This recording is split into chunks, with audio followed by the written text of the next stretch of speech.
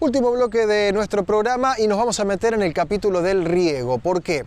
Porque el especialista que consultamos es de Río Negro, en el norte de la Patagonia. Alguien me dirá, bueno, ¿y qué tiene que ver con nosotros? Bueno, tienen mucha experiencia en el manejo de los recursos hídricos, en el manejo del agua para riego.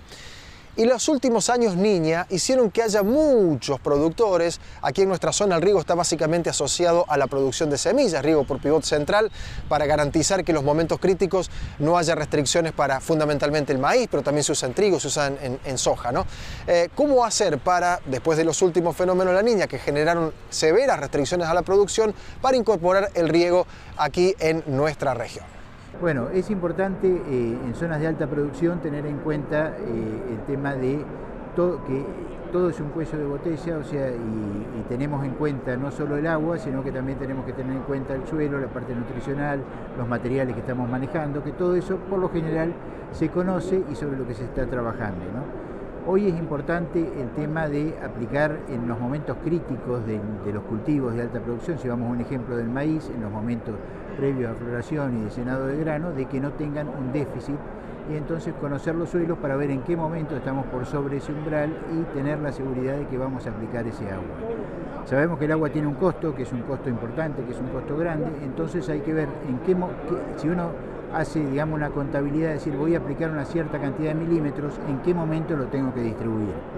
Sin llegar a lo que sería una práctica de riego deficitario controlado, que por ahí es lo que tendríamos que pensar en decir qué es lo económicamente más rentable en función al agua, pero por lo menos saber de que tenemos momentos críticos que tenemos que aplicar pensando de que el costo sea, digamos, optimizar de alguna manera los costos y el rendimiento de cultivo.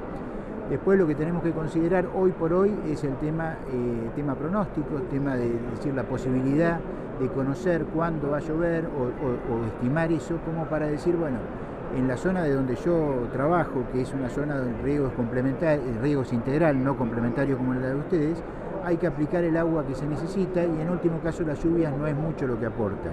En una zona núcleo, una zona donde las condiciones de agua a veces son necesarias para los momentos críticos, es importante tampoco aplicar agua que después la lluvia va a encontrar el suelo en capacidad de campo y por ahí va a ser un costo que lo podemos, lo podemos no realizar, ¿no? De alguna manera. Entonces todo lo que sería hacer un balance hídrico, tener en cuenta cuáles son las necesidades de cultivo, hacer un proyecto para ver con los datos climáticos qué es lo que nosotros creemos o cómo vamos a programar ese riego, pero sabiendo que en el manejo, con la información meteorológica que tenemos y con las previsiones que tenemos, ir manejando el riego como para optimizarlo.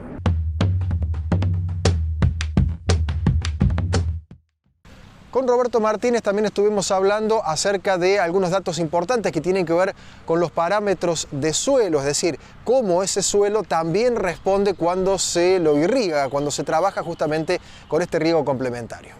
No, los parámetros que se deben medir son parámetros de suelo, y que los parámetros de suelo muchas veces los vamos manejando con un balance hídrico, que es la humedad del suelo. Uno relaciona con ciertos parámetros que tiene de capacidad de campo, el punto de Marchitech, que está asociado a la textura, o sea, muchas veces los análisis de laboratorio que hacemos son análisis que sean más económicos, más rutinarios, como una textura del suelo, con el porcentaje de arcilla, de limo, de arena y de materia orgánica. Muchas veces con una ecuación estimamos cuáles son los valores de capacidad de campo y punto de Marchitech permanente. Si podemos hacer un análisis físico del suelo, mejor, pero bueno, por lo menos tenemos una estimación y sabemos dentro de qué rangos nosotros estamos trabajando sin que la planta sufra. Entonces, bueno, sabemos que dentro de ese rango utilizamos un factor de umbral crítico y en función de eso sabemos en qué momento tenemos que regar o dónde no tiene que bajar el nivel de humedad del suelo. Y en función de eso y en función de los datos meteorológicos de la evapotranspiración que hubo hasta ese momento y eventualmente de lo que podemos prever, o sea, si tenemos un pronóstico de lluvia de 80 milímetros no vamos a regar, eso por ahí es bastante, pero por ahí podemos ir afinando ese tema. Que quizás eso es lo que ahora se está trabajando y es lo que se tiene que trabajar.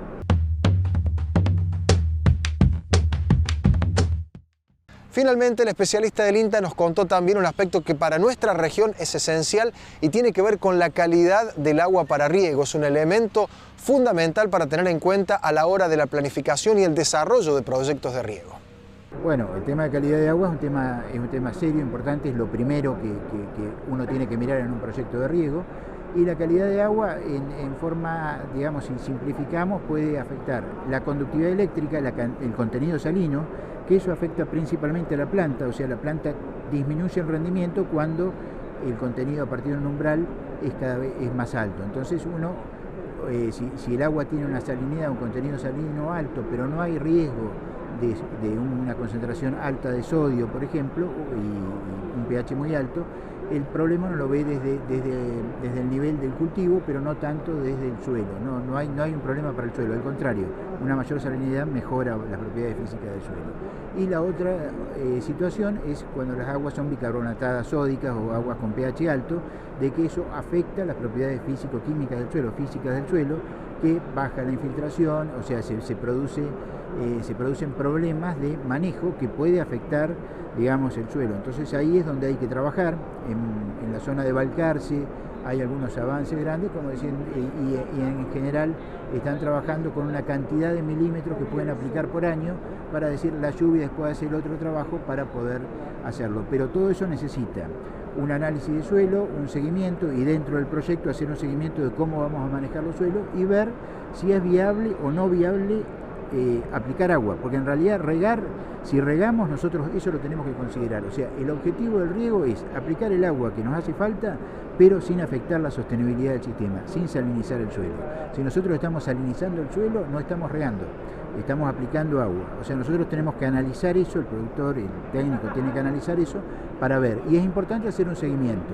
Dentro de los análisis de suelo, hacer un seguimiento de cuál es el factor de riesgo, como puede ser la conductividad eléctrica, la relación de absorción de sodio y eventualmente, bueno, el pH, si hay algún factor que se considera zonalmente que es importante, también considerarlo.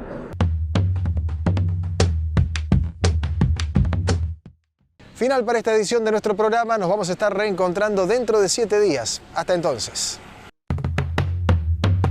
Auspiciaron este programa ALZ Agro, Crow, Peláez y Asociados, Nucid Semillas, Sociedad Rural Venado Tuerto, RAGT Tobin, Cuichigaveglio Seguros, IPCBA, Instituto de Promoción de la Carne Vacuna Argentina.